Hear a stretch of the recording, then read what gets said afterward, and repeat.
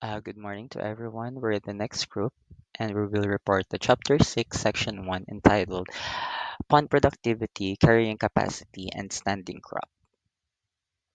Introduction. Why is protein production through aquaculture much more efficient than production in any other animal product system? Aquaculture is far more efficient at producing edible protein than tertiary livestock because fish, as poikilometric or cold-blooded animals, fish do not waste energy maintaining body heat, and unlike mammals and birds, fish excrete toxic ammonia directly into water instead of spending energy converting it into urea or uric acid, allowing them to convert as much higher percentage of feed protein directly to their body. So aquaculture is far more efficient because fish and other aquatic animals are pa- poikilometric or cold-blooded animal, requiring no energy to maintain body temperature and experience near neutral buoyancy in water. So they expend uh, almost no energy supporting their body weight, resulting in feed conversion ratio or FCR as low as 1.0 to 1.5 to 1 compared to chicken, pork, and beef. Primary productivity, the foundation. Primary productivity is the rate at which plants, algae, and certain bacteria like cyanobacteria produce new organic matter or energy through photosynthesis or chemosynthesis, which with net primary productivity being the energy left over after organism use some of it for their own respiration. So dito makikita natin yung solar energy dito ay siya yung pinagmumulan ng source ng food ng plant. Yung plant yung mag-stored ng energy during photosynthesis at tinatawag 'tong gross primary productivity. Etong stored energy na 'to ay gagamitin ng plant to their own food, to their own needs at tinatawag ng respiration. So, dun sa matitirang leftover na energy ay tinatawag na primary productivity. At itong net primary productivity na 'to ay ito yung ginagamit para ma-consume ng mga consumer sa food web. Primary productivity or NPP is important because it represents the actual amount of new biomass and energy that is available to the rest of the food web after plant or algae have met their own respiration needs. Measurement of productivity. There are four methods measuring aquatic primary productivity. One is harvest method. Estimates annual net production by weighing fish biomass harvested at season end. So, ang mga example nito is direct fish, direct harvest or biomass clipping. Ayun yung classic way na kino-collect nila yung lahat ng na-harvest nila tapos titimbangin nila. And kapag sa forest naman yung allometric equation, yung 3 by 3 in forest. The second method is oxygen method, light and dark bottle method. Calculates gross primary production from oxygen increased in light bottle and respiration from decreased in dark bottle. So dito sa method na to ay may dalawang bote na yung isa ay nape-penetrate ng light at yung isa ay naka-covered ng foil or pwede din siyang maging dark bottle na hindi kayang mag-penetrate ng light sa loob. Kasi dito ay makikita natin dun sa light bottle ay magkakaroon ng photosynthesis dun sa loob ng bote tapos dun sa dark bottle naman ay respiration.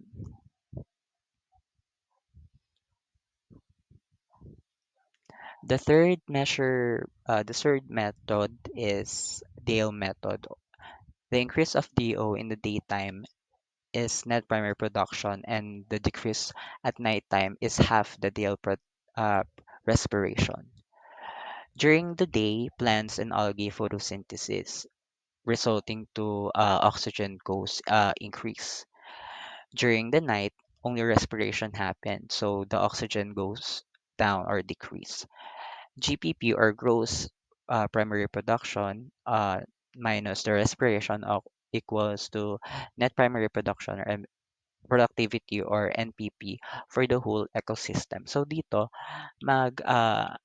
magkakaroon lang dito sa method na to is during the day, since may source ng energy which is the sun, plants and algae can photosynthesis. So the oxygen sa tubig goes increase or goes up. Pero ah, kapag gabi na, hindi na siya nagkakaroon na lang ng respiration since wala ng mapagkukuhanan ng energy which is the sun kasi gabi na. So only respiration happens. So the oxygen decreases. Ayan. And the fourth method is C14 method, directly measures net product net primary production by tracking how much radioactive carbon from added carb bicarbonate is fixed into phytoplankton tissue during the short incubation period. The C14 method measures aquatic net primary productivity by giving phytoplanktons a tiny bit of radioactive carbon, letting them synthesize for a few hours in a bottle and then counting how much radioactive carbon they turned into a new plant material. So dito sa C14 method na to, bibigyan lang ng a tiny bit of radioactive carbon ang ang mga phytoplankton na nasa bote para magkaroon ng para magamit nila yon to photosynthesis for a few hours. So pagkatapos nun, after a few hours, they will count how much radioactive carbon inside the bottle.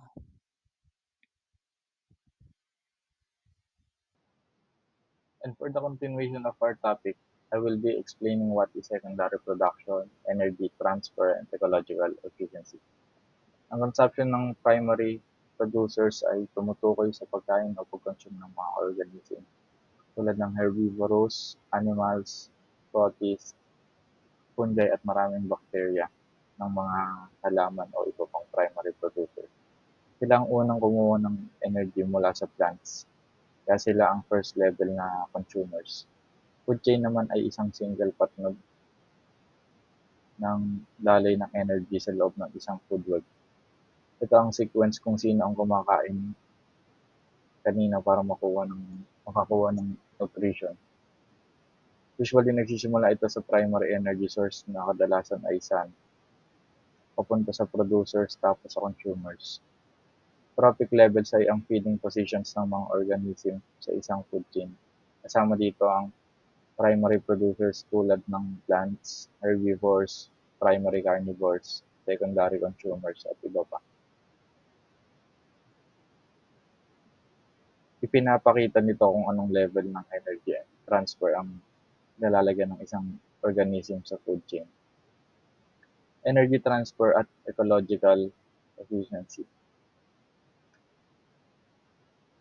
Sa proseso ng energy transfer, magsisimula lahat sa sun na nagbibigay ng liwanag na ginagamit ng mga plants para gawing chemical energy na sa pamamagitan ng photosynthesis. Pero hindi lahat ng energy mula sa araw ay nagagamit ng halaman.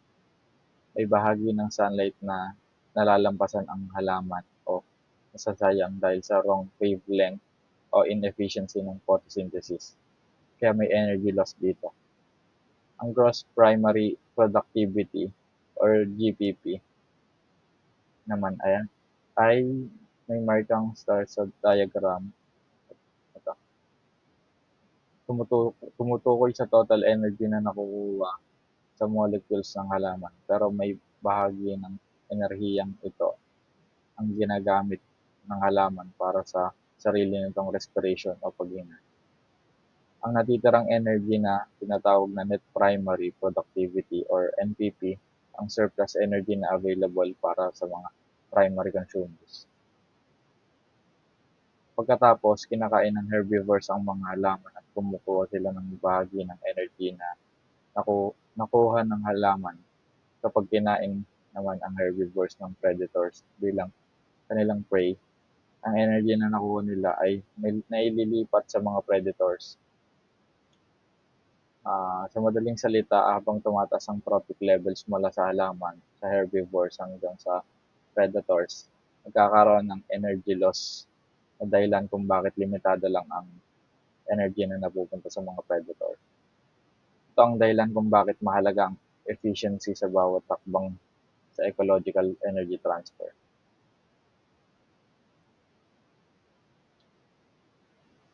Ecological efficiency.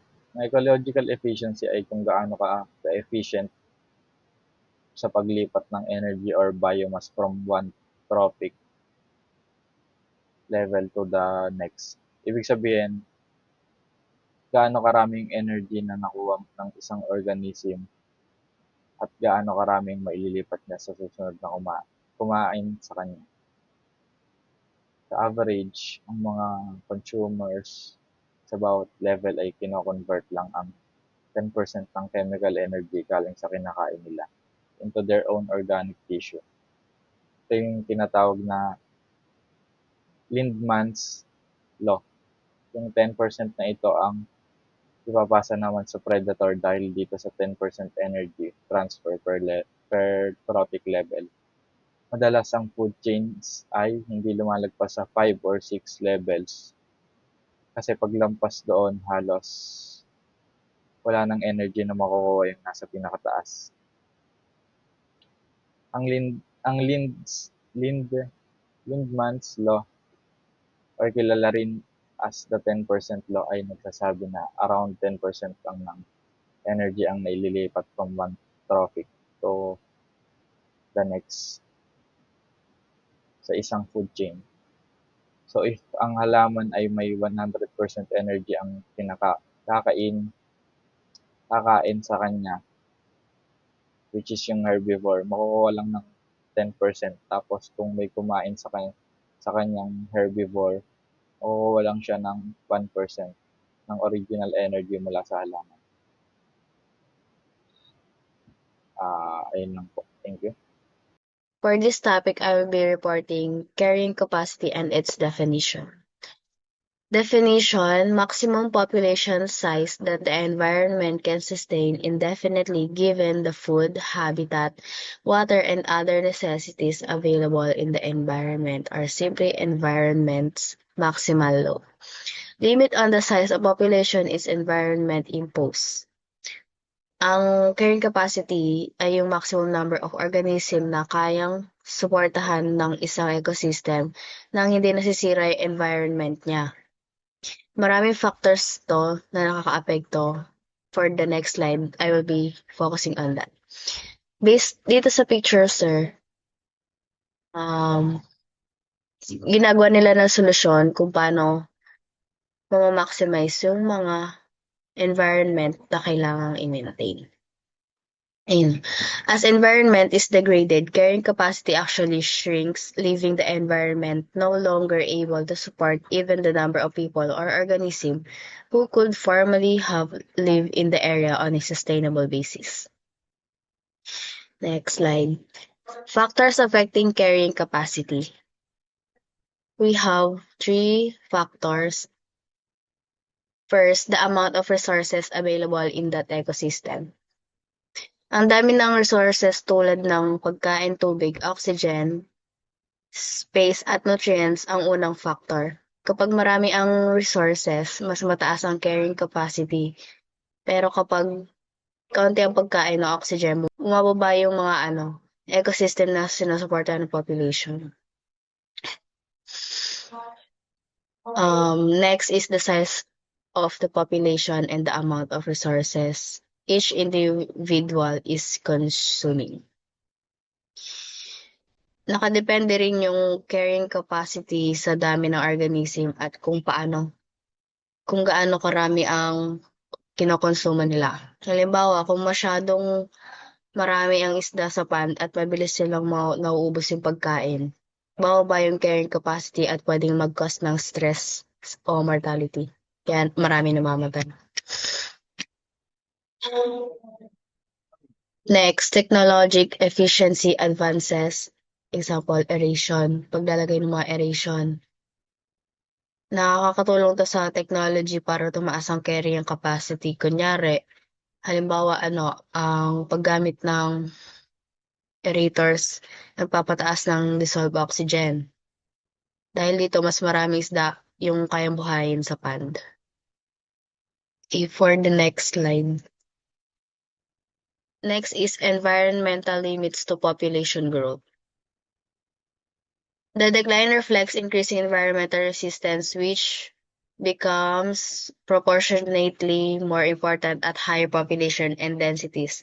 This type of population growth is termed density dependent since growth rate depends on the numbers present in the population.